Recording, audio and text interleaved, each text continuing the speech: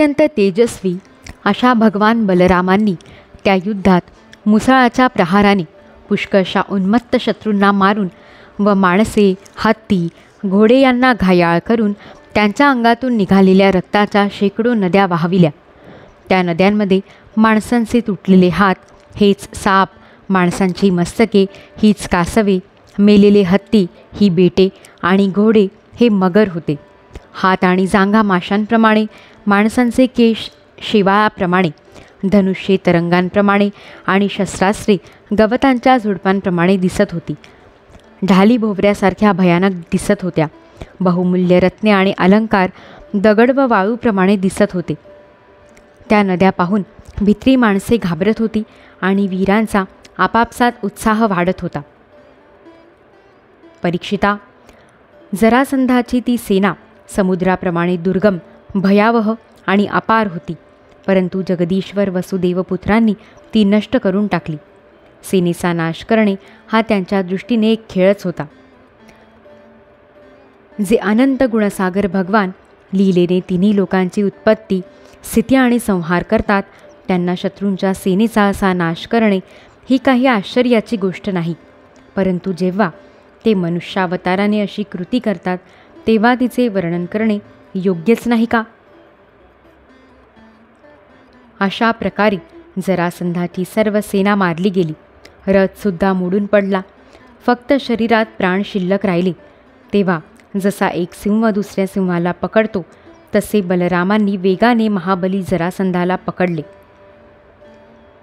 जरासंधाने शत्रुपक्षातील पुष्कळशा राजांचा वध केला, परंतु आज त्याला बलराम वरुण पाशाने आणि दोराने बांधित होते. याला सोडून दिले तर हा आणखी सेना आणील व तिचाही नाश करता येईल असा विचार करून श्रीकृष्णांनी बलरामांना अडविले. मोठमोठे वीर जरासंधाचा सन्मान करीत रामकृष्णांनी दया दाखवून आपल्याला सोडून दिले याची त्याला लाज वाटली.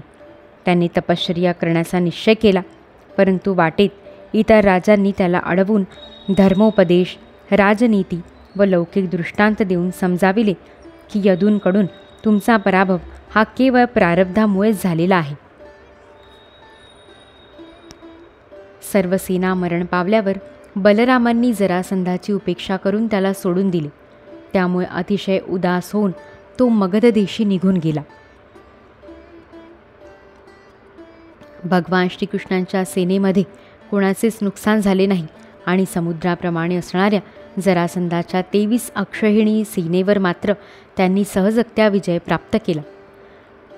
त्यावेळी देवतांनी त्यांच्यावर फुलांचा वर्षाव करून त्यांचे अभिनंदन केले.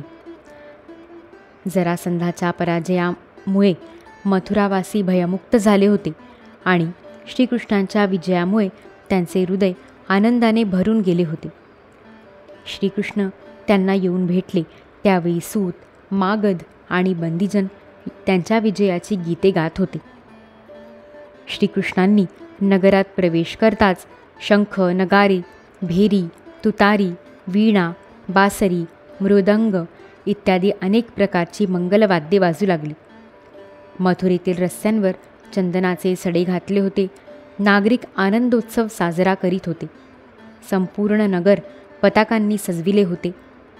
ब्राह्मणांचे वेदघोष घुमत होते आणि जिकडे तिकडे मंगलसूचक तोरणे बांधलेली दिसत होती.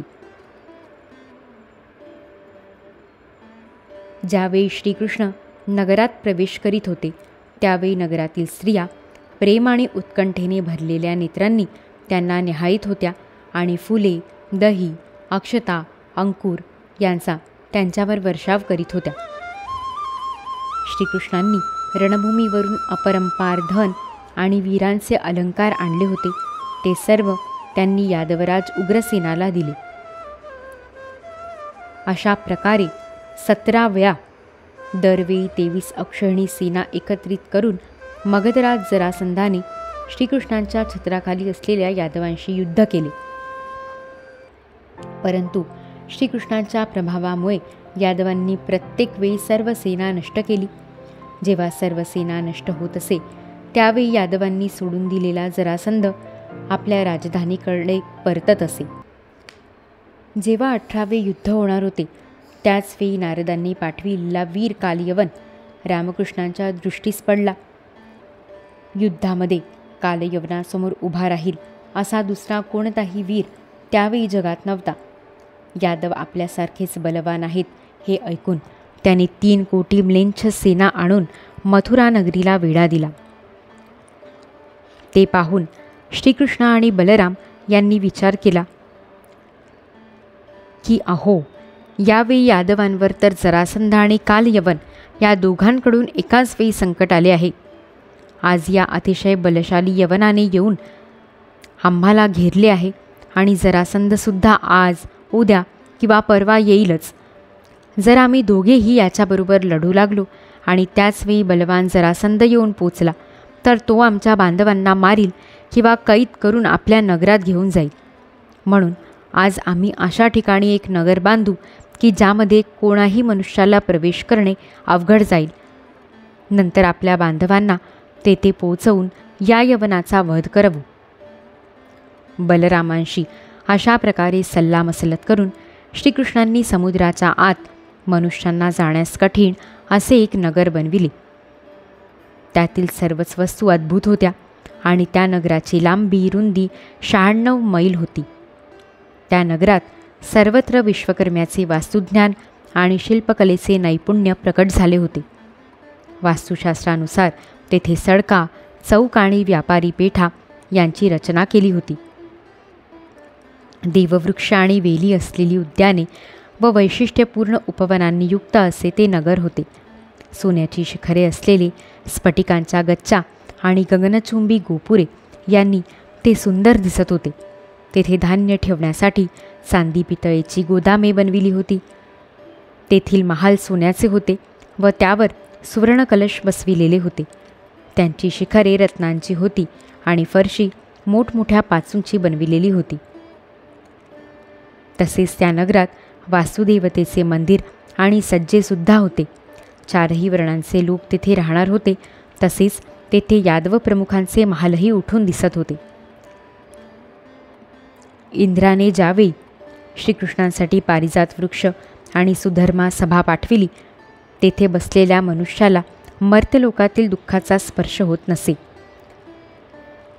ज्यांचा एक कान काळा होता असे मनोवेगाने धावणारे पांढरे घोडे वरुणाने पाठविले. धनपदी कुबेराने 8 निधी पाठविले आणि अन्य लोकपालांनीसुद्धा स्वतःकडील महत्त्वाच्या संपत्ती भगवंतांकडे पाठविल्या. परीक्षिता, लोकपालांनी आपापली कामे करण्यासाठी श्रीकृष्णांनी जे जे दिले होते ते सर्व श्रीकृष्ण पृथ्वीवर अवतीर्ण झाले तेव्हा त्यांनी त्यांना अर्पण केले. आपल्या योगमायेने श्रीकृष्णांनी सर्व संबंधितांना द्वारकेमध्ये नेऊन पोचविले. उरलेल्या प्रजेच्या रक्षणासाठी बलरामांना मथुरापुरीत ठेवून त्यांच्या सल्ल्याने गळ्यात कमळांची माळ घालून कोणतेही शस्त्र हातात न घेता ते स्वतः नगराच्या प्रमुख दरवाजातून बाहेर पडले.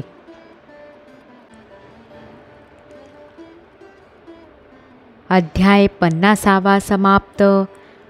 इति श्रीमद्भागवते महापुराणे पारमहंस्या संहिताया दशमस्कन्धे उत्तरार्धे दुर्गनिवेशनं नाम 50तमोऽध्यायः. ऋषिकेशमेवागमनकायजातं हरे ज्ञानतो विश्वसाक्षिन् क्षमस्वापराधं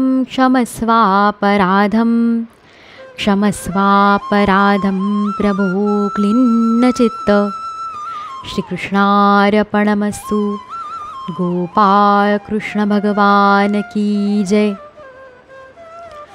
पावना दत्ता दयाळा पावना दत्ता, पावना दत्ता दयाळा पावना दत्ता, पावना दत्ता दयाळा पावना दत्ता.